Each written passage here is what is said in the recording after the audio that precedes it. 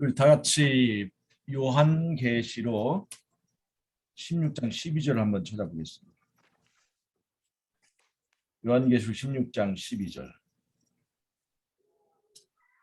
또 여섯째가 그 대접을 큰 강 유브라데 소돔에 강물이 말라서 동방에서 오는 왕들의 길이 예비되더라.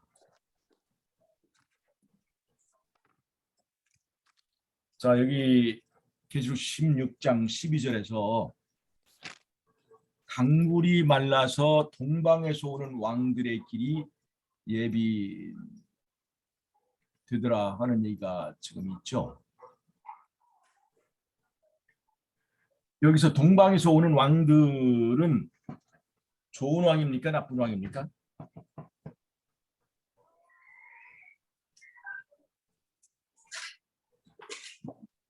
계시록 16장 12절에 있는 동방에서 오는 왕들의 길이 예비된다 할 때에 이 동방에서 오는 왕들은 좋은 왕일까요? 나쁜 왕일까요?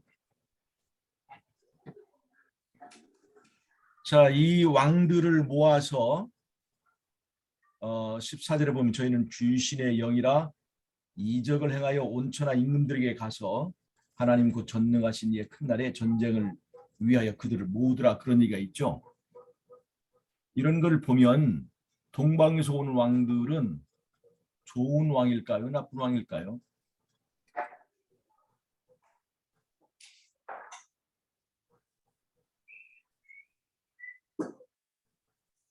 한번 보세요. 계시록 16장 12절.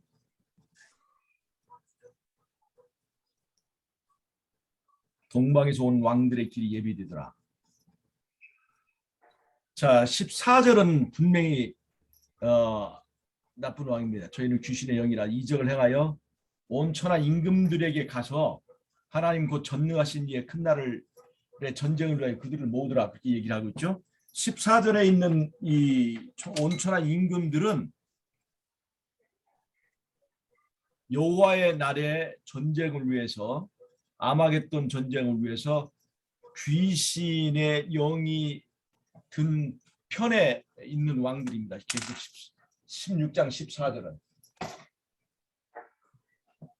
계시록 16장 14절의 임금들은 아마겟돈 전쟁을 주도하는 바벨론 측의 임금들입니다. 그런데 계시록 16장 12절에서 말하는 동방에서 오는 왕들의 길이, 왕들은 이거는 좋은 왕을 말합니다. 다시 말하면 이것은 예수님을 상징하고 있습니다. 왜 상징하는지 볼까요? 옛날에 바벨론이 이렇게 이중으로 성을 쌓고 요 안에 들어가 있었잖아요. 근데 유브라데 강물을 이렇게 끌어가지고 이렇게 다 해자를 팠었죠. 운하를 파가지고 강물이 이 바벨론을 보호하도록 만들었어요. 이때 이 바벨론을 무너뜨린 왕이 어떤 왕이냐? 고레스 왕입니다. 이 고레스 왕은 바벨론을 중심으로 볼 때 동쪽에 있는 페르시아의 왕입니다. 동쪽, 때로는 동북이라고도 하기도 합니다. 즉 바벨론의 멸망과 관련된 동쪽에서 오는 왕은 고대의 고레스 왕의 군대를 말합니다. 그리고 동방에 오는 왕들, 왜 왕들을 하겠느냐? 메데와 페르시아의 연합군이기 때문에 그렇습니다. 그래서 동방에서 오는 왕들은 바벨론을 무너뜨리는 왕, 또 하나님의 백성들을 구출하는 왕을 말합니다.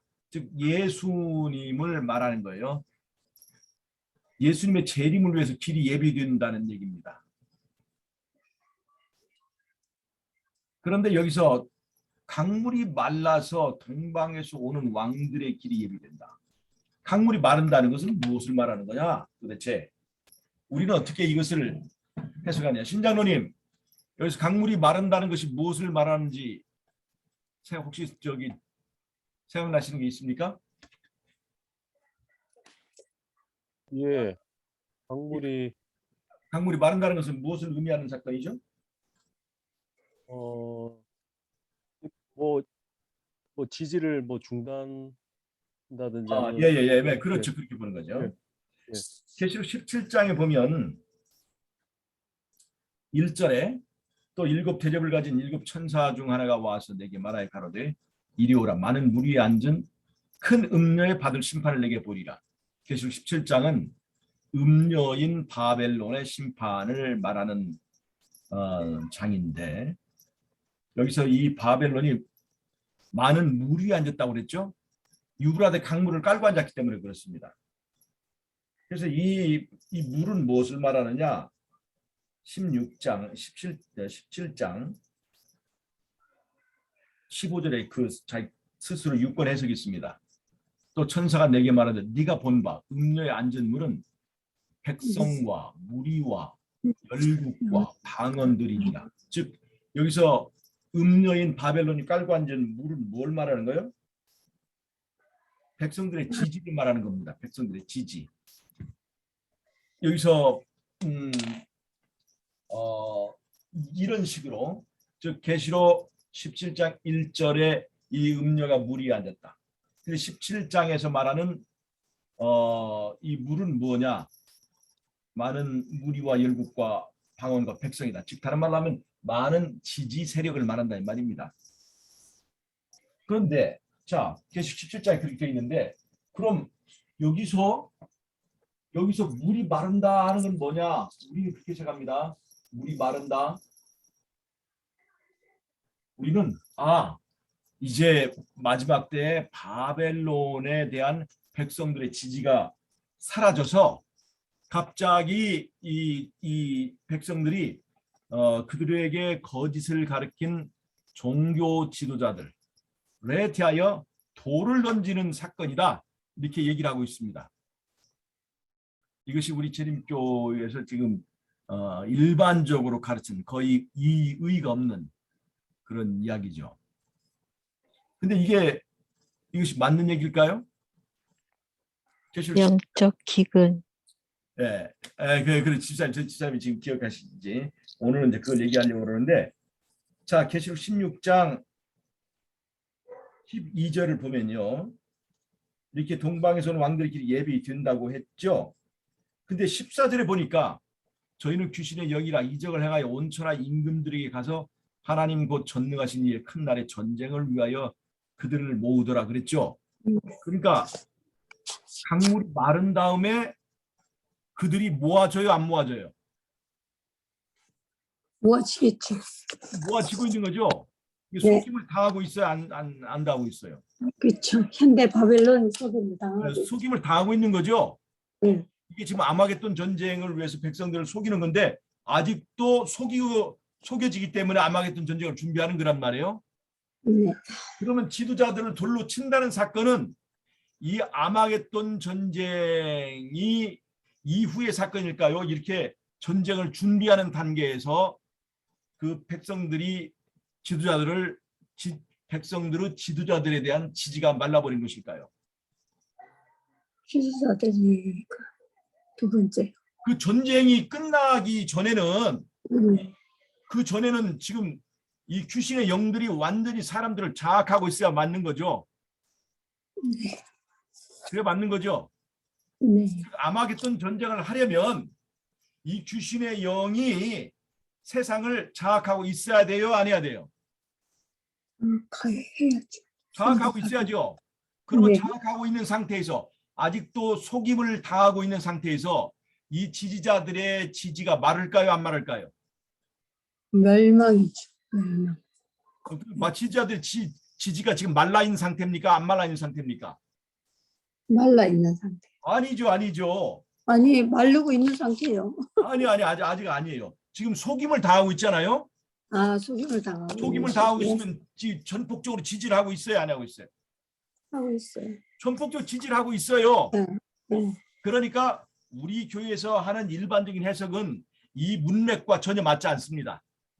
우리 교회는 뭐라고 그러는데요? 우리 교회는 뭐라고 그러냐면 아까 말했잖아요. 이 물은 뭐냐?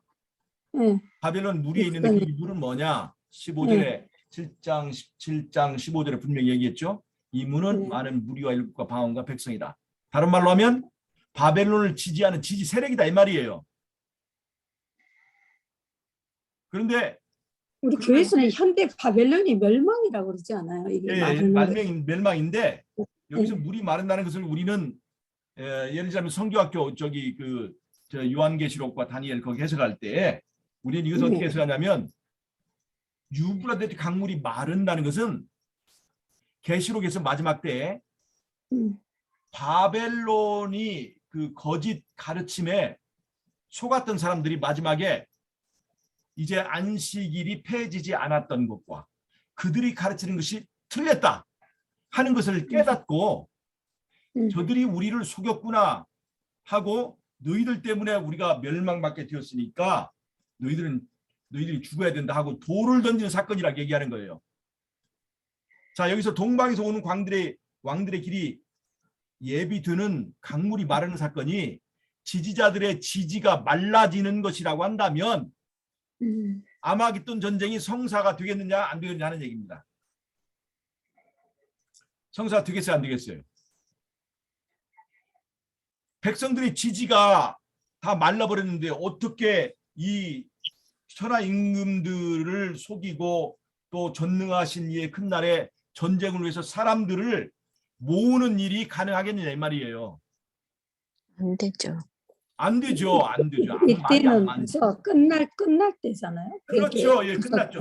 끝날 때죠. 그때는. 완전히 이 백성들의 지지가 말라지는 것은 이 아마겟돈 전쟁 지나고 나서 이 저기가 무너지는 거예요. 하늘에서 십계명이 보여주고 안식일은 폐지 않았다는 하늘의 선포가 있고 백성들은 이제 예수님 바로 재림 바로 직전에 우리를 잘못 가르쳤던 종교 지도자들을 그때 돌로 치는 사건이 있는 거지. 지금 아마겟돈 전쟁을 지금 수행하려고 준비하고 있잖아요. 그때의 지지가 말라버리면 될까요 안 될까요? 그때는 안 되는 거예요. 다시 한번 이걸 잘 이해를 하셔야 됩니다. 지금 우리는요. 우리는 이 아마겟돈 전쟁은 하나님의 백성들을 완전히 이제 핍박하는 전쟁이죠. 엘리야와 850명의 거짓 선지자들과의 싸움입니다. 그래서 백성들이 이 거짓 그 영이 백성들을 속여가지고 단합해서 하나님의 백성들에 대하여 살인 명령을 집행하려고 하는 사건이에요. 아마겟돈 전쟁이. 살인 명령을 집행하려고 합니다. 근데 그때까지는 이 백성들이 거짓 영에 속아야 안 속아요? 그때까지는 속아야 되는 거죠. 그렇죠. 속고 있는 거예요. 그런데 그래야 전능하신 이의 큰 날의 전쟁을 위해 그들을 모을 수가 있는 거죠. 즉 백성들이 속임을 당하고 모아지고 있는 거예요. 지금 현재는. 근데 이것을 마지막에 백성들의 지지가 말라가지고 이 백성들이 지도자를 돌로 치는 사건에다 적용해버리면 이게 문맥에 맞습니까? 맞습니까? 안 맞죠. 안 맞죠. 아마겟돈 전쟁을 수행할 수가 없는 거죠. 그렇게 한다면 그래서 우리는 우리 해석은 문맥에 맞지 않습니다. 이것을 이해해야 제가 그 다음에 하는 얘기를 진행할 수가 있어요. 이걸 이해 못하면 이제 그 다음에 얘기는 의미가 없는 거예요. 자, 이것을 올바르게 이해했느냐 아니냐 하는 게 중요한 거예요. 즉 동방에서 오는 왕들의 길이 예비되기 위하여 강물이 마르는 이 사건을 백성들의 지지가 말라서 이제는 백성들이 거짓 지도자들의 말을 듣지 않고 속임을 당하지 않고 이제 진실을 깨달아 버리는 그 시점을 말하는 것이라면 여기서 아마겟돈 전쟁을 위하여 백성들을 모은다고 하는 천하 임금들이 여호와의 나라를 위해서 아마겟돈 전쟁을 위해서 백성들을 모은다고 하는 얘기는 앞뒤가 안 맞는 겁니다. 즉 12절에서 지지가 말랐다면 14절에서 어떻게 그들을 모으고 있는 현상이 나오겠냐 이 말이에요. 야, 이해가 되셨습니까? 안 되셨습니까? 네. 이해가 되셨어요? 네네. 그래서 지금 우리 교회에서 하고 있는 해석은 완전히 잘못된 겁니다. 이것에 대하여 설명을 올바로 하는 사람을 내가 본 적이 없습니다. 이건 잘못된 거예요. 설명을 하지 못해요. 이 문제를 지적하면. 자, 그래서 제가 이제 이것이 무엇을 말하는지 오늘 그것을 설명을 해드리겠습니다. 오늘 근거는 아마겟돈 전쟁을 위하여 왕들이 백성을 모으는 그런 사건이 있는데 유브라데 강물이 마르는 것을 백성들의 지지가 처리되고 백성들이 지도자들을 돌로 치는 그 사건을 말한다고 하는 것이 아니라고 하는 것을 전제로 하는 얘기입니다. 자, 잘 들어가 보세요. 예수님과 사단과의 운명이 결정된 것은 어느 시점에서 운명이 결정됐을까요? 예수님과 사단의 운명이 완전하게 결정된 시점. 십자가. 네, 십자가입니다. 십자가 사건으로 해서 예수님은 승리자가 되었고 사단은 패배했습니다. 왜 패배했어요? 예수님이 말이 옳았던 것이 입증이 됐죠. 하나님의 율법은 지킬 수 있고 그다음에 하나님의 품성은 독재자가 아니라 자신의 독생자도 아낌없이 우리를 위해 내어주는 진짜 왕이라는 것이 입증되었고 사단은 그의 거짓말이 십자가에서 완전히 드러나게 되면서 사단은 하늘에서 쫓겨버렸습니다. 완전히 운명이 거기서 결정된 거예요. 사단과 예수님의 운명은. 자, 그런데 사단과 예수님과의 운명은 이렇게 결정이 됐는데 그럼 우리의 운명은 어떻게 결정될까요? 우리는 나는 어느 쪽에 붙느냐에 따라서 우리의 운명이 결정되게 되어 있습니다. 즉 예수님은 승리자요 사단은 완전히 패배자가 되었는데 내가 예수님과 연합하면 나도 승리하게 되는 거고 내가 사단에게 이제 결탁하면 우리는 사단과 함께 패배자가 되는 거예요. 예수님께서 재림하시기 전에 그래서 입증하셔야 될 두 가지 사건이 있습니다. 두 가지 사건. 입증해야 될 두 가지 내용이 있어요. 첫째, 왜 성도들은 구원받아야 되는가? 성도들의 구원이 왜 합당한가? 왜 저들은 구원받아야 되는가에 대하여 확실한 입증을 해야 합니다. 확실한 입증. 아까 제가 말씀드렸죠? 이들이 구원받아야 될 이유는 뭐예요? 예수님과 하나 되었다라고 하는 것을 세상 사람들에게 입증해야 돼요. 왜냐하면 공의의 하나님의 모든 이 과정은 공의로워야 됩니다. 누구나 수긍할 수 있어야 돼요. 자, 모두 다 누구라도 수긍할 수 있는 구원, 누구나 수긍할 수 있는 심판, 그것이 되어야 되는 건데, 자, 우리는 어떻게 해야 구원받을 수 있어요? 예수님과 하나 되어야 구원받을 수 있습니다. 그러면 예수님의 심판이 끝나기 전에, 예수님이 재림하기 전에 두 가지를 입증해야 되는데 하나님의 백성은 구원하고 하나님의 백성이 아닌 자들은 마지막에 멸망을 당하게 되어 있어요. 그러면 하나님의 백성들은 왜 구원받아야 하는가라는 것을 입증해야 되는데 그 입증의 내용은 뭐냐면 예수님과 의인이 내가 하나 되었다는 것을 입증하는 거예요. 예수님과 내가 하나 되었다는 것을 누가 입증하는 것이 가장 확실할까요? 누구의 증언이 가장 확실할까요? 예수님과 내가 하나 예수님. 되었다는 것이 누구예요? 예수님. 예수님 자신이 입증해야 되죠.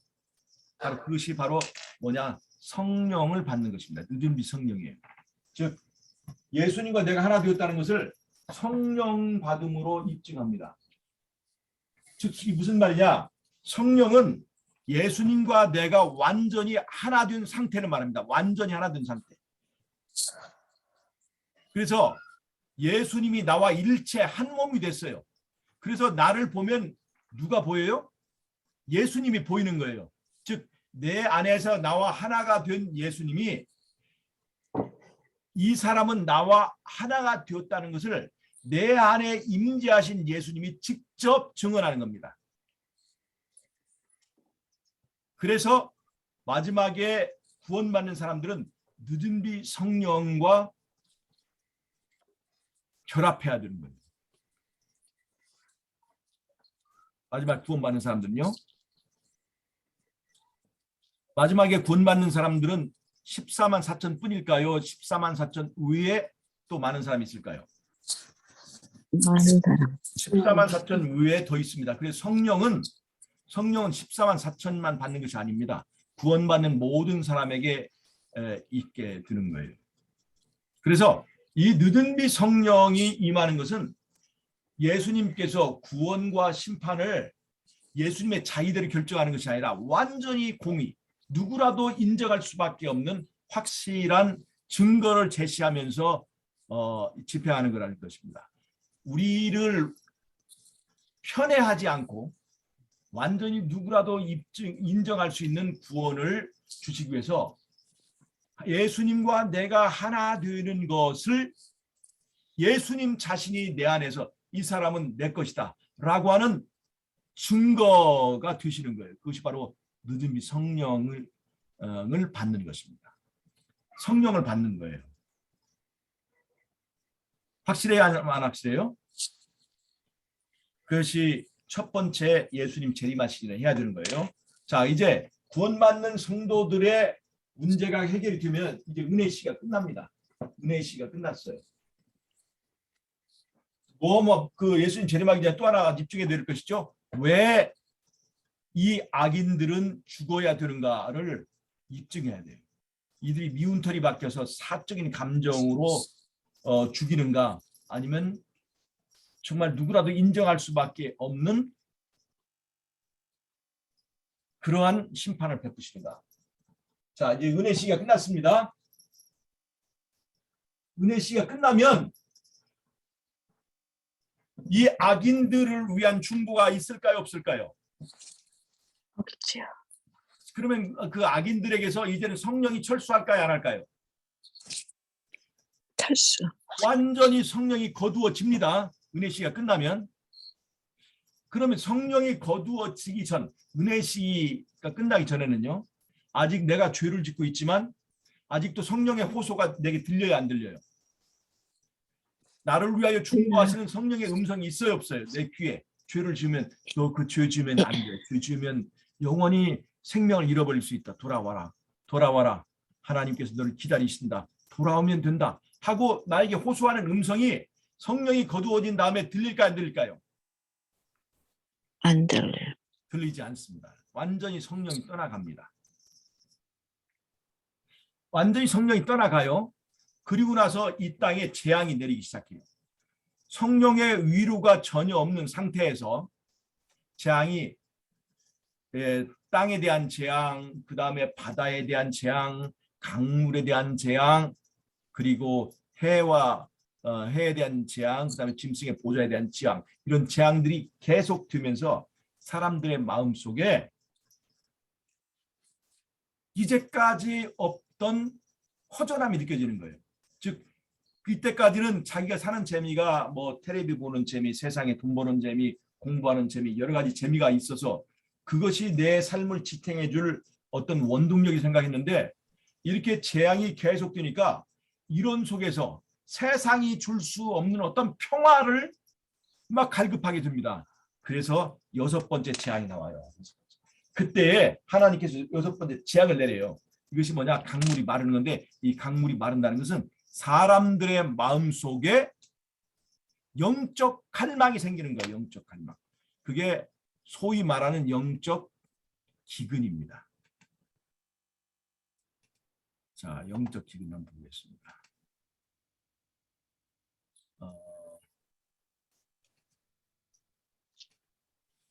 이건 지금 제가 대쟁투에서 뽑은 겁니다. 대쟁투에 보면 마지막 때 하나님의 말씀의 기근이라는 장이 있어요. 그리스도께서 당신의 중보 사업을 성소에 마치실 때 짐승과 그 우상에 경배하고 그 표를 받는 자들에게 이미 경고한 자비가 섞이지 않는 진노가 내릴 것이다. 하나님께서 이스라엘을 구원하시려 하셨을 때 애굽에 내린 재앙은 하나님의 백성의 마지막 구원 직전에 이 세상에 내릴 더욱 무섭고 큰 규모의 형벌과 성질상 유사한 것이었다. 계시록의 기자는 그 무서운 재앙을 다음과 같이 말한다. 악하고 독한 헌대가 짐승의 표를 받은 자들과 그 우상에게 경배하는 자들에게 나더라. 또 바다가 곧 죽은 자의 피가 찌더니 바다 가운데 모든 생물이 죽더라. 강물과 물구름의 쏟음의 때가 피가 지더라. 이러한 두려운 재앙들은 하나님의 공의를 완전히 옹호할 것이다. 하나님의 천사는 다음과 같이 선포한다. 거룩하신 이여 이렇게 심판하시니 의로우시도다. 저희가 성도들과 선지자들의 피를 흘렸으므로 저희로 피를 마시게 하신 것이 합당하니이다. 자, 쭉 이렇게 나오죠. 하나님의 백성들에게 사형을 언도함으로써 그들은 그들의 손으로 그 사람들의 피를 흘린 것과 똑같은 죄를 범한 것이다. 같은 방법으로 그리스도께서는 그 당시에 유대인들이 아델시대 이후로 모든 성도들의 피를 흘린 죄를 범하였다고 주장하셨다. 왜냐하면 그들은 선지자를 죽인 자들과 똑같은 정신을 가지고 같은 일을 하고자 꾀하고 있었기 때문이다. 계속해서 이렇게 재앙이 내립니다. 자, 그 다음에 이제 여기 그날에 많은 사람들은 그들이 오랫동안 멸시해온 하나님의 자비의 보호를 받고자 할 것이다. 주 여호와께서 가라사대 보라 날이 이를지라. 아모스 8장 11절입니다. 내가 기근을 땅에 보내리니 양식이 없어 주림이 아니요 물이 없어 가람이 아니라 여호와의 말씀을 듣지 못한 기간이야. 사람이 이 바다에서 저 바다까지 북에서 동까지 비틀거리며 여호와의 말씀을 구하려고 달려 왕래하되 얻지 못하리라. 라고 아모스 8장 11절 12절은 얘기하고 있습니다. 즉 이러한 때 이 재앙의 때에 영적 기근이 있을 것이라고 말씀하셨어요. 그래서 여기서 강물이 마른다는 것은 물은 사람입니다. 사람들의 마음속에 영적 기근이 생긴다는 얘기예요. 영적 기근이. 즉 영적 기근이 생긴다는 얘기죠. 뭔가를 절실하게 구하는데 영적인 갈망을 갖게 하는 거예요. 이 영적인 갈망은 성령이 떠나간 데서 나오는 어떤 영적 갈망입니다. 이러한 때에 자기들을 위로해 줄 성령의 위로, 어떤 영적인 갈급, 이 세상의 재물이나 이 세상의 어떤 것으로는 채워지지 못하는 영적 갈망을 그때서야 느끼게 되는데, 이 영적 갈망을 위해서 준비한 것이 바로 계시록 16장 13절에서 또 내가 보매 개구리 같은 새 더러운 영이 용의 입과 짐승의 입과 거짓 선자 입에서 나오니. 왜 거짓 영을 준비했을까? 이것은 바로 영적 기근이 이 세상에 내리기 때문에 이 상태에서 그들을 속이고 아마겟돈 전쟁을 수행해서 성도들을 죽이려고 하는 그 일을 수행하려면 이들을 완전히 사단의 통제 아래로 이끌어 들여야 되기 때문에 영적 갈망이 생기고 있는 그들을 휘어잡기 위해서 이 거짓 영들이 나옵니다. 저희는 귀신의 영이라 이적을 행하여 온천한 임금들에게 가서 어떤 이적을 내릴까요? 심지어 하늘에서 불이 내리기까지 하는 그런 이적을 행할 것입니다. 불이 하늘에서 내린다? 어떤 이적이에요? 옛날에 갈멜산에서 엘리야와 거짓 선지자들의 내기 중에서 어떤 신이 진짜 하나님이냐, 진짜 신이냐 하는 것을 입증하기 위해서 불이 하늘에서 내리는 그 신이, 불을 내리는 신이 진짜 하나님이다 하고 내기를 걸었죠. 바로 엘리야와 거짓 선지자들 간에, 바알 선지자들 간에 전쟁 때 바로 그런 일이 있었는데 이번에는 심지어 그 불이 하늘에서 내려오기까지도 한다고 그랬죠. 엄청난 영적 거짓 부흥이 있을 것이라는 얘기입니다. 그래서 이때는 이 거짓 영적 기근, 거짓 영적 갈망과 영적 갈망이 극한대로 이렇게 있을 때, 극한의 영적 갈망이 있을 때 그들에게 뭐가 주어지냐? 거짓 영이 주어져요. 그러면 거짓 영이 주어지면 그들은 거짓 영을 스펀지가 물을 흡수하듯이, 마른 스펀지가 물을 흡수하듯이 그들은 이 거짓 영을 받아들일까요? 안 받아들일까요? 이 받아들이죠. 세상은 완전히 구원받은 사람들을 빼놓고는 거짓 영에 완전히 사로잡게 됩니다. 그러면 어떻게 될까요? 여러분 진짜 진짜 무당의 눈을 보신 적 있습니까? 진짜 무당의 눈은요 보통 사람 눈과 다릅니다. 그 눈을 보면 저 사람이 접신에 있다 안 있다 볼 수 있는 섬뜩한 눈빛이 있어요. 우리가 전부 다 그렇게 무당처럼 접신된 상태에 이르게 됩니다. 그러면 이 세상은 두 가지 사람으로 나누어지게 돼요. 하나는 성령 받은 사람, 하나는 거짓 영 받은 사람. 이 세상은 온통 영 받은 사람으로 가득 차게 됩니다. 그 중간지대는 없는 거예요. 이 거짓 영 받은 상태에 있기 때문에 자기 가족이라도 죽이려고 할 거예요. 눈이 뒤집혀버린 거예요. 우리가 집안 식구가 원수일이라 그랬죠? 자기 자식이지만, 자기 부모님이지만 영적으로 완전히 거짓 영에 사로잡힌 사람들은 자기 가족이라도 원수로 생각하고 죽이려 덤빈다는 겁니다. 우리가 이제 어쩌다 이게 좀비 영화를 살짝 스쳐보면 좀비들은 완전히 눈이 뒤집혀 있죠? 이 세상은 그렇게 될 것이라고 하는 겁니다. 자, 그러면 여기서 예수님은 또 한 가지를 입증하셨습니다. 뭘 입증해요? 이들이 왜 죽어야 되는가를 이들의 상태를 통해서 입증했어요. 이들이 사단과 하나 된 것을 지금 뭘로 입증할 수 있어요?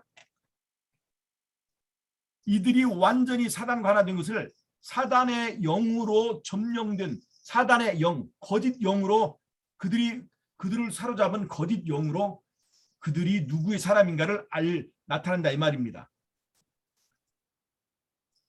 구원받을 사람들은 하나님의 성령에 사로잡혔기 때문에 예수님의 운명에 참여하게 되어서 그들은 구원받을 것이 정당하다는 것이 입증됐지만 이제 구원받지 못하고 이제 죽어야 될 사람들은 그들이 사단의 영을 받은 것으로 그 안에 있는 사단과 하나 되었다는 것을 영적으로 입증하게 됩니다.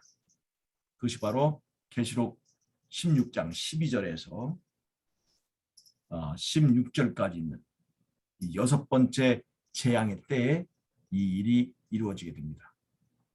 그래서 예수님 재림 전에 예수님이 입증하실 두 가지가 입증이 돼요. 그래서 동방에서 오는 왕들, 아까 고레스는 이스라엘 백성을 구원하는 구원자죠. 예수님을 상징하는 것입니다. 구원하는 편이죠. 그래서 예수님의 재림을 위한 길이 예비되었다는 것은 바로 그것입니다. 그래서 여기서 아마 유브라데 강물이 마른다고 하는 것은 하나님의 거짓 지도자들을 따르던 사람들의 눈이 떠져 가지고 지도자들에게 돌 던지는 그 사건이 아니라 계시록 대쟁투에 나오는 영적 기근에 해당되는 사건이라는 것입니다. 자, 이해가 되셨습니까? 그 사건을 말한다는 거예요. 이것과 유사한 것이 사무엘상에 나오는 그 사울의 운명과 같은 것입니다. 자, 사울이 왜 죽어야 되는가에 대하여 시편에서 뭐라고 얘기했냐면 사울이 이스라엘 왕으로서 거짓 무당에게 가서 거짓 신에 접신되었다. 그것이라고 얘기를 하고 있어요. 자, 한번 보겠습니다. 사무엘과 사울이 사이가 벌어졌죠. 그런데 사무엘이 살아있을 때까지는 사무엘의 사망 죽기까지는 사무엘이 사울을 위하여 중보 기도를 했습니다. 중보 기도. 내가 너를 위해서 중보하겠다 얘기했어. 근데 사무엘이 어느 날 죽었습니다. 이제 사울을 위한 중보는 끝났습니다. 그런데 사무엘이 죽은 다음에 어떤 일이냐? 블레셋 군대가 쳐들어왔어요. 블레셋 군대가 쳐들어왔는데 사울이 너무나 이제 당황했어요. 이럴 때는 보통 사무엘이나 누가 영적 그 지도자가 있어서 잘 이렇게 알려주고 붙들어주면 되는데 사무엘도 죽고 하나님께서 우림과 둠밈으로도 얘기하지 않고 하나님께서 아무리 사울이 기도를 해도 응답이 없어요. 그래서 사울이 한 일이 뭔 줄 아세요? 엔돌의 무당을 찾아갑니다. 엔돌의 무당을 찾아가서 거짓 영을 받습니다. 거짓 사무엘을 만납니다. 우리가 이제 예수님께서 귀신을 많이 쫓아냈지만 그 귀신 중에는 죽은 자의 귀신은 하나도 없었습니다. 죽은 귀신이 아니라 살아있는 귀신을 쫓아냈죠. 살아있는 귀신이란 뭐예요? 악한 영들이죠. 악한 천사들이죠. 악한 천사들의 귀신을 쫓아냈지만 죽은 자로 된 귀신은 딱 여기 하나 나옵니다. 죽은 사무엘이 나타납니다. 이게 뭐예요?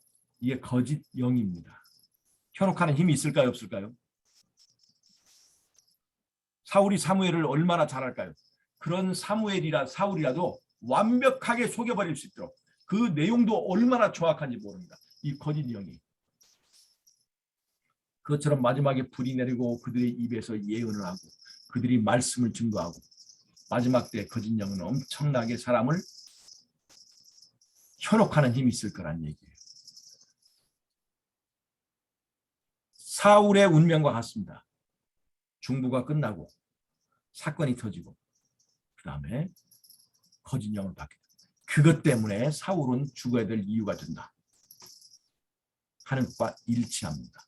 그래서 마지막 때 우리의 운명을 결정하는 것은 성령 받은 사람과 귀신령 받은 사람 두 가지 종류만 있는 거지. 성령 받지도 않고 악한 영을 받지도 않고 그냥 구원만 받는 사람, 성령 받은 사람, 귀신령 받은 사람 이런 세 부류가 있는 게 아니라 마지막 때는 두 부류만 있게 된다는 얘기예요. 마지막에는. 그러니까 마지막에 우리가 하나님의 성령을 받는 것은 이것은 그냥 취사 선택의 한 항목 중에 하나가 아니라 죽느냐 사느냐의 문제다. 제가 그렇게 말씀을 드립니다. 우리에게 영적 기근이 있을 거라고 말씀드렸죠? 영적 기근이요. 여러분 영적 기근이 있겠어요? 없겠어요? 영적 기근 확실히 있습니다. 영적 기근이 있을 때에 있을 것을 안다면 우리는 어떻게 준비해야 되느냐? 그래서 우리가 요셉의 때를 생각하시면 됩니다. 요셉이 창세기에서 요셉이 7년 기근이 있을 것을 미리 내다보았습니다. 그래서 기근이 있을 것을 내다보았고 그때 요셉은 어떤 일을 했느냐? 창고를 짓고 곡식을 예비하기 시작했습니다. 지금 당장에 필요한 곡식이에요? 안 필요한 곡식이에요? 그 지금 요셉이 예비하는 곡식은 지금 당장에 죽고 사는 문제입니까? 아닙니까? 아니죠. 이것은 내일 일을 위해서 필요한 거지 지금 당장 그 다 필요한 거 아니에요. 잘 보세요. 화이트는 우리에게 육식을 하라고 그랬어요? 하지 말라고 그랬어요? 하지 말라고 그랬었죠? 자 보세요. 지금 고기 먹는다고 우리가 구원의 영향, 구원의 그것 때문에 좌우됩니까? 안 됩니까? 아무 상관이 없습니다. 우리가 구원받는 일에 고기를 먹느냐 안 먹느냐 하는 건 중요한 게 아니에요. 어느 때를 위하여 중요한 거예요? 앞으로 있을 때를 위하여 이것이 중요한 겁니다. 마지막에 어떤 때? 이제 짐승의 표를 받지 않으면 매매권을 갖지 못하게 되고 병원 출입도 하지 못할 때 갑자기 코로나보다 그 다음에 조류독감보다 더 센 어떤 바이러스와 병이 막 돌 때 우리가 하나님의 말씀대로 순종하면서 준비했던 예언의 신대로 준비했던 사람들은 병원에 가지 않아도 그 병들을 이길 수 있는 면역력이 갖춰진 것을 알게 될 거예요. 그래서 지금은 모르지만 바로 그때를 위하여 지금 준비하는 겁니다. 이해하시겠어요? 즉 요셉이 지금 당장 먹을 양식이 아니라 앞으로를 위하여 준비하는 거죠. 자, 만나는 하루에 한 번씩 오전에 내렸습니다. 6일 동안의 만나는 그날치만 준비하면 됐습니다. 절대로 내일 일을 위해서 많이 염려할 필요가 없어요. 내일 일을 위해서 준비하는 것이 아니에요. 그날만 사는 것입니다. 그러나 마지막 6번째 날에는요. 안식일을 위하여 2배의 준비를 해야 합니다. 그날 먹을 것과 내일 먹을 것. 이것이 바로 이 6번째 날의 행위가 지금 이 시대에 우리가 예수님을 만나기 위해서 준비해야 될 2배의 준비를 말하는 것입니다.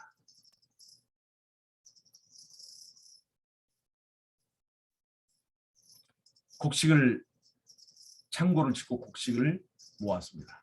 날마다 풍년인데 매해마다 풍년인데 곡식을 모으는 사람을 보고 사람들은 뭐라고 얘기할까요? 저 머리가 돌았나 봐. 얘기하겠죠. 여러분 열처녀의 비유를 아시죠? 어리석은 5처녀와 지혜로운 5처녀. 사실은 어리석은 5처녀라고 생각되던 사람들은 실제로는 사람들 사이에서 어리석다고 인정되는 사람이 아니라 꽤 많고 지혜롭다라고 말하는 사람들입니다. 왜냐하면 이들은 신랑을 기다리는데 신랑이 언제쯤 올지를 그들의 계산으로 정확하게 예측하고 있어요. 그러니까 신랑이 저녁 어느 때쯤 올 것을 알고 있어요. 그래서 여분의 기름을 준비할 필요가 없는 거예요. 여분의 기름을. 이 성경을 연구해 보니까 예수님이 언제 재림할지 벌써 시간표가 딱 나오고 다 있는데 여분의 기름은 바보 같고 어리석은 사람들이나 준비하는 것이지 우리같이 성경을 깊이 해석하고 해박하고 꽤 많고 이 머리 좋은 사람들은 이미 예수님이 어느쯤에 올 것이다 라고 계산이 다 끝났기 때문에 여분의 기름을 준비하는 것은 어리석은 일이 되는 거예요. 아이러니하죠? 그런데 문제는 신랑이 그들이 계산했던 것보다 더 늦게 와버렸다는 거예요. 그들의 예측이 맞지 않았다는 겁니다. 그래서 문제가 생기는 겁니다. 여분의 기름을 준비한 사람들은 예수님이 언제 올 것인지 그 시점을 계산하는 그것을 하지 않고 그냥 혹시 어떤 문제가 생길 수도 있으니까 그날에 내가 부족할 수도 있으니까 여분의 기름을 준비하는 거예요. 근데 그 여분의 기름을 가지고 다니는 사람들은 불편할까요? 안 불편할까요? 등잔도 들고 다녀야 되죠. 또 하나 여분의 기름들도 가지고 다녀야 되죠. 굉장히 불편하겠죠. 꽤 많고 지혜로운 여자들이 볼 때는 저 사람들은 미련한 여자들이라고 손가락질을 받았을 거예요. 그런데 이 미련함과 지혜로움이 뒤집혀지는 것은 마지막 신랑이 더디오는 그 사건 때문에 뒤집어진다는 것입니다. 결국은 여분의 기름을 준비했던 사람들이 지혜로운 5처녀가 되고 여분의 기름을 준비하지 못하고 자신의 꾀를 믿었던 사람들은 어리석은 여자로 구별하게 되는 거예요. 그걸 누가 구별하는 거예요? 사람들이 구별하는 것이 아니라 하나님께서 그렇게 구별한다는 겁니다. 구별한다는 겁니다. 사람의 판단과 하나님의 판단은 그렇게 다를 수가 있습니다. 요셉이 곡식을 모아두는 것. 반드시 오늘 내가 사는 일인데 별로 이렇게 부족함이 없는데 그래도 우리는 말씀을 깊이 연구하고 말씀의 참고를 지어서 날마다 연구하고 날마다 내 자신을 살피고 날마다 말씀에 저장을 하는 것이 필요합니다. 말씀을 준비하는 거예요. 앞으로 말씀의 기근이 있을 것이기 때문에 영적으로 더 깊이 오늘을 넘는 준비를 하고 살아야 된다는 것입니다. 그것이 유브라데 강물이 마르는 사건이 우리에게 주는 지혜입니다. 앞으로 영적인 기근이 있을 것이다. 여분의 기름을 준비한 사람들이 살아남습니다. 오늘 우리는 내 자신이 오늘 안식일도 지키고 내 자신이 지금 재림교인이 있는 것처럼 이렇게 살고 있는 그것 때문에 나는 구원받을 거야 라고 믿고 있는 어리석은 착각에서 우리를 벗어나게 하는 것입니다. 내 믿음이 훌륭한 것 같지만 상황이 바뀌어지고 그 다음에 짐승의 표를 받지 못해서 떡을 구할 수 없을 때 대부분의 사람들은 전부 다 예서처럼 될 것이라는 거예요. 예서처럼. 사흘 굶으니까 장자권을 팥죽 한 그릇에 팔아버려요. 이 문제가요. 여분의 기름을 준비하지 않은 사람에게는 너무나 쉬운 얘기가 됩니다. 너무나 쉬운 얘기가 돼요. 나오미에게는 두 며느리가 있었죠. 오르바와 룻. 오르바도 착한 며느리였습니다. 룻도 착한 며느리였죠. 그러나 오르바는 결국은 떠나갔어요. 룻처럼 집요하게 내가 죽어도 어머니를 떠나지 않겠다 하는 강한 영적 갈망과 집념을 가진 사람이 아니면 마지막 때 살아남지 못한다.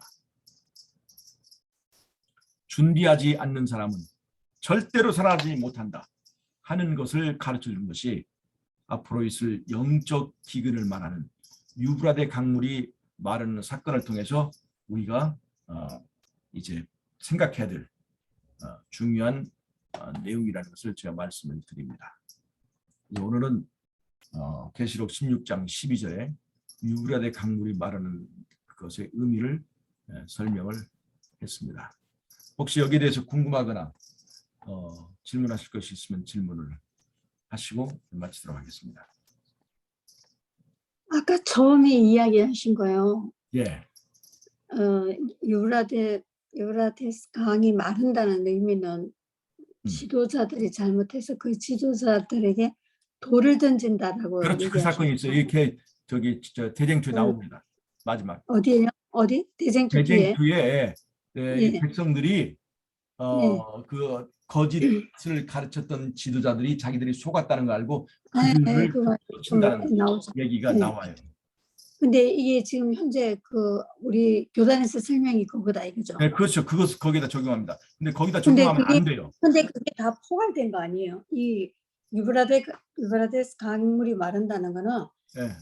이 현대 바벨론이 멸망하는 그 표상하는 거기 때문에 그 안에 다 거기 다 포함되는 게 아니에요. 다 포함되는 게 아니고 바벨론이 무너진다는 것이 아니라 우리가 이 옛날에 현대 바벨론 강물이 무너지게 되기 위해 바벨론이 무너지기 위해서 이 고레스가 강물을 말렸잖아요.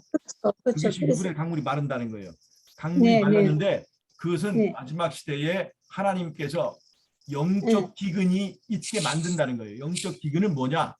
그들이 너무나 영적으로 갈망하게 되어서 거짓 영을 전부 다 받아들이게 만든다는 거예요. 그 마지막 시대에 우리가 그건 다 알고 있는 얘기죠. 그렇죠. 그러니까 그 거짓 영을 안 받아들일 수가 없다는 것을 거기서 알아야 돼요. 근데 그것이 그쵸. 내가 죽어야 될 공정하고 공평한 증거물이 된다는 겁니다. 예수님이 재림하기 위해서 예수님이 재림을 위한 동방의 왕들이 오는 길을 예비하는 것이 되는 거예요. 그렇죠. 예배하는 길이기 때문에. 예. 근데 우리 교단에서도 나도 그렇게 배웠는데요. 아니요, 그렇게 가르치지 않아요. 네, 그렇게 배웠는데. 아니요, 그렇지 않아요.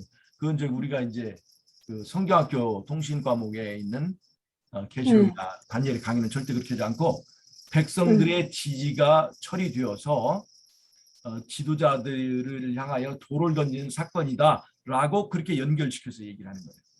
근데 그렇게 연결하면 그게 포함이 돼 있다는 거지, 포괄적으로. 아니 그것하고는 이거랑 관련이 없어요. 그때 되면은 영적인 기근도 오는 그러니까 거고. 이 모든 것이 예, 지나가고 모든 것이 하나만 딱 예수님 바로 되는 재림 직전에 게, 예. 하늘의 율법이 보여지고 안식일이 폐해지지 않았다는 것이 이렇게 확 선포되면서 그들은 안식일이 폐했고 이제 이 일요일이 신성하다. 일요일 3된 종교의 그건 뒤에 17장, 18장에 가면 나오잖아요. 그러니까 그때에 하는 거지 바로 네. 16장 12절에서 그 사건을 거기다 적용하는 것은 아주 잘못된 거예요. 근데 그게 무슨 다른 의미가 있냐고, 그게 똑같이. 다른 의미가 있죠. 아까 어떤 말했듯이 네. 이 강물이 마른다는 것은 영적 기근, 마지막 때에 있을 영적 기근에다 적용해야지. 그래서 영적 기근이 들면 그것 때문에 이 용의 입과 짐승의 입과 거짓 선지자 입에 나오는 거짓 귀신의 영을 그들이 받아들이게 되는 준비가 되는 거예요. 귀신의 그러니까, 영을 받아들이게 되면 이들은 거짓말에 속을 수밖에 없는 거예요.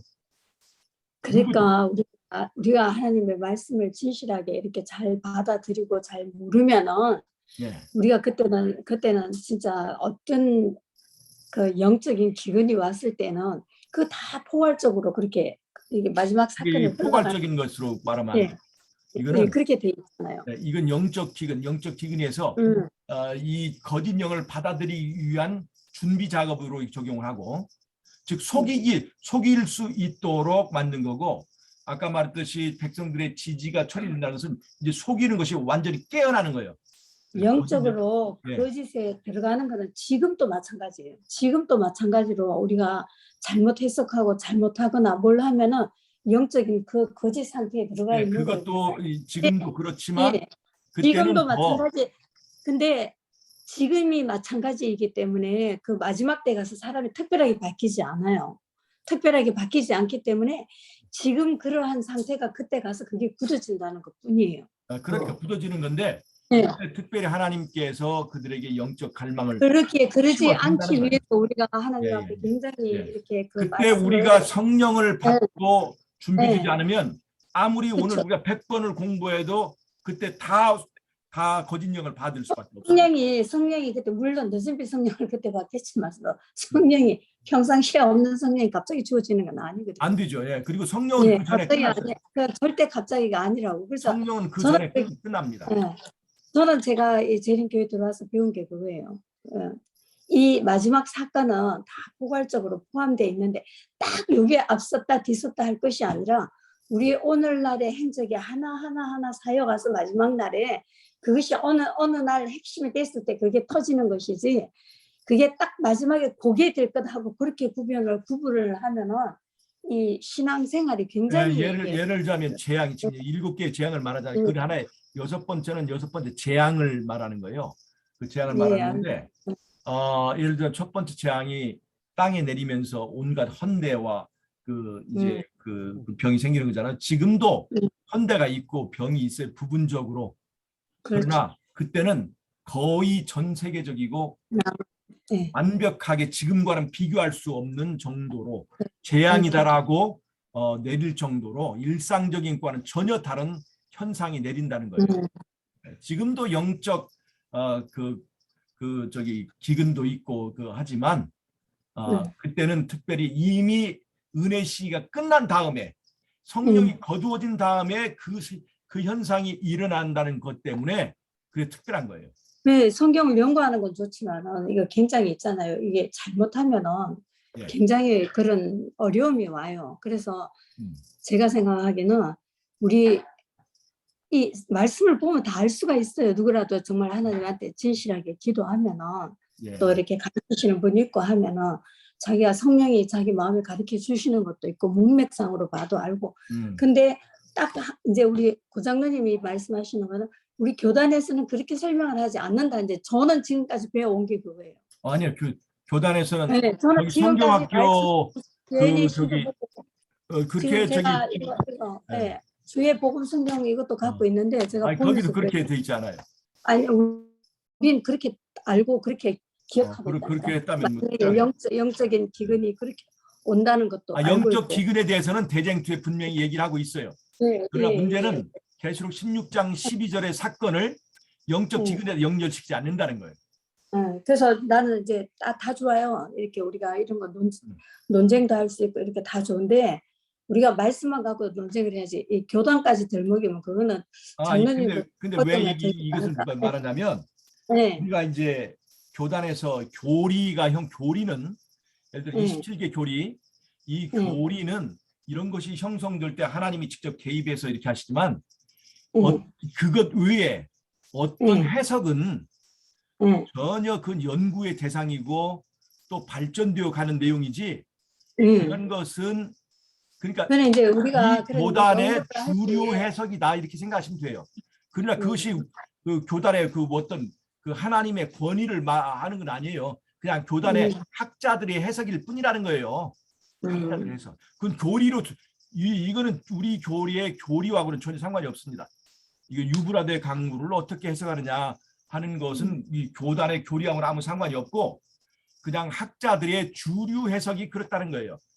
또 예언의 신에서 이것은 그 16장 12절의 해설을 그렇게 연결시키거나 그런 적이 하나도 없어요. 그러니까 예언의 신도 여기는 노코멘트, 교리도 노코멘트인 그 위에 사양인 거예요.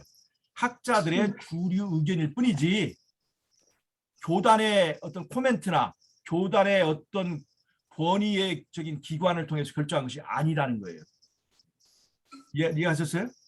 이해는 하죠. 예언의 이해는 신도 화이트 부인도 여기에 대해서 이 16장 12절의 사건이 영적 기근이냐 아니면 마지막 때 돌을 던지는 사건이냐 거기에 대한 언급이 하나도 없어요. 화이트 부인은 장로님 예. 이게 영적 기근이냐 돌을 던지느냐 사건이 그게 그렇게 중요한 건 아니라니까. 마지막 때 일어나야 될 일이기 때문에. 아니 그것들은 마지막 때 다 일어날 일인데 다 일어날 일이기 예, 때문에 일어날 이게 일이지만 앞섰냐 뒤섰냐 하는 게 결코 이것을 중요한 게 아니라니까. 12절의 네. 해석을 연결해서 우리가 뭘 볼 수 있냐면 앞으로 이런 영적 기근이 있을 것을 위해서 당연히 오죠. 어떻게 당연히 우리가 오죠. 준비할 것이냐. 그다음에 네. 그것만 얘기해야 돼. 그것을 영적 기근에 연결하지 않고 마지막에 지지자들이 지도자를 돌로 치는 사건에 연결하면 이 해석이 문맥이 안 맞다는 것을 얘기하는 거예요. 왜냐하면 문맥이 안 맞으면 설득력이 없어요. 사람들이 그걸 받아들이지 않아요.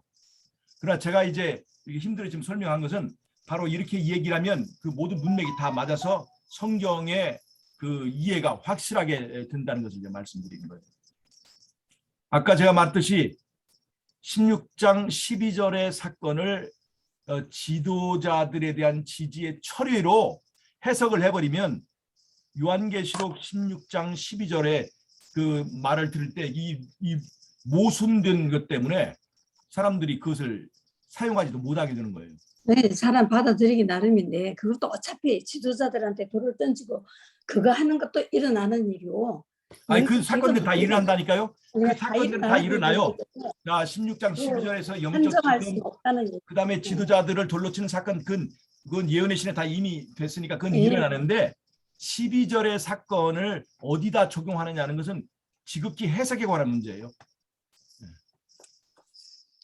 그걸 확실하게 이해를 이렇게만 해석하고 넘어가십시다.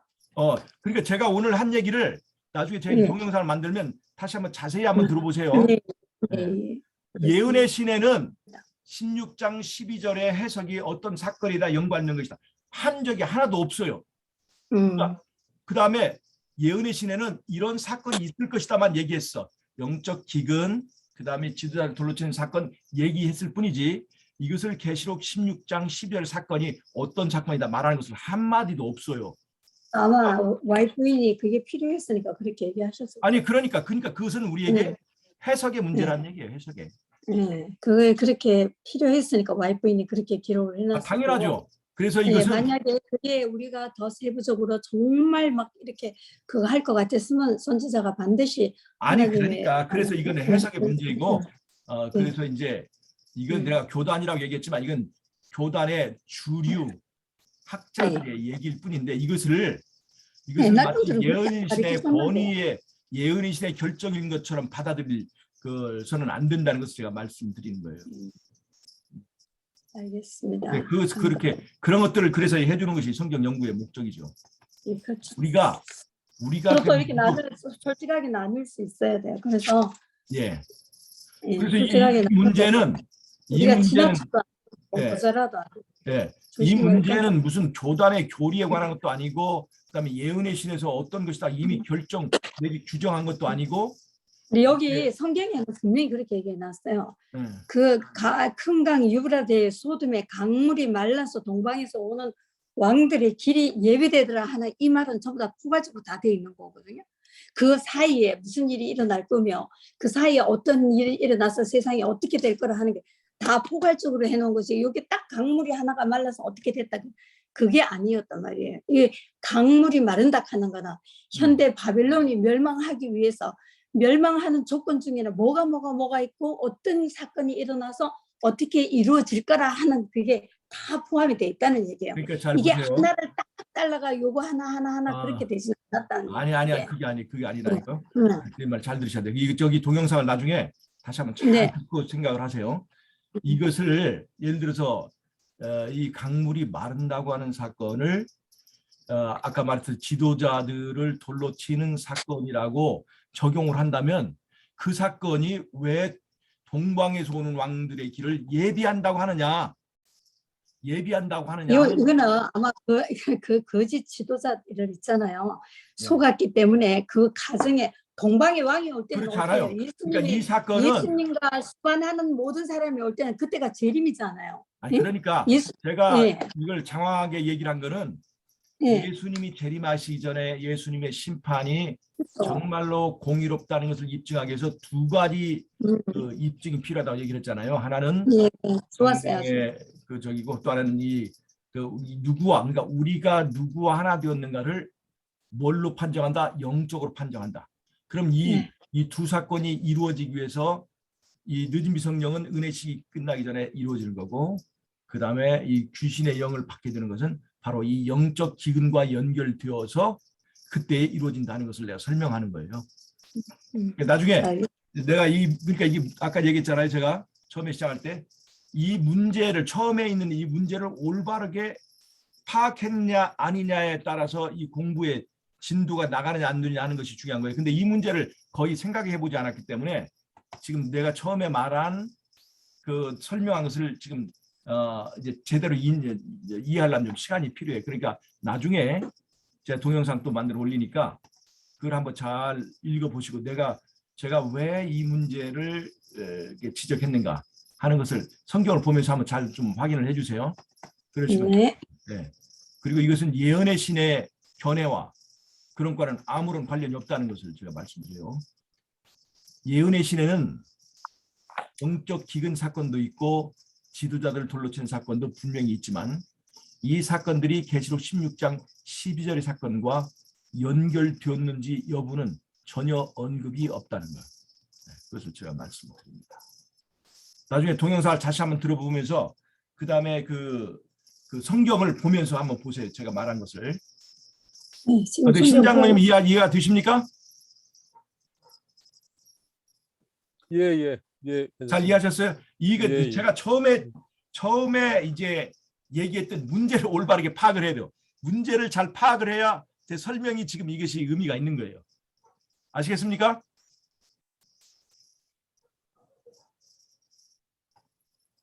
동영상을 잘 한번 들으시고 그걸 좀 파악을 해보세요. 자, 그러면 오늘 공부 여기서 마치겠습니다. 네. 제가 기도하고 마치겠습니다. 네. 하나님 우리 아버지 오늘 또 하나님의 말씀을 연구할 수 있도록 도와주셔서 감사합니다. 성령께서 도와주셔서 이런 진리의 말씀을 잘 분간할 수 있도록 도와주시기를 예수님의 이름으로 기도합니다.